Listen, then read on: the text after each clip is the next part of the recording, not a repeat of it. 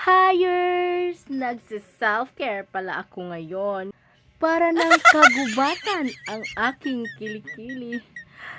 Sa haba at tataas na ng mga damo, hindi ko na kinaya. Parang lumalabas. Tingnan nyo.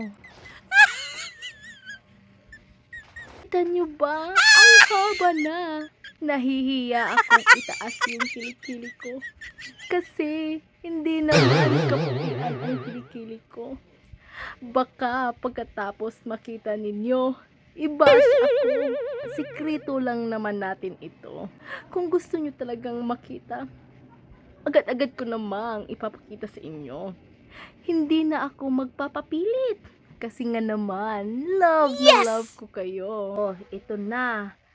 Kailangan nyong higpitan ang inyong mga inuupuan para hindi kayo mahulog sa upuan.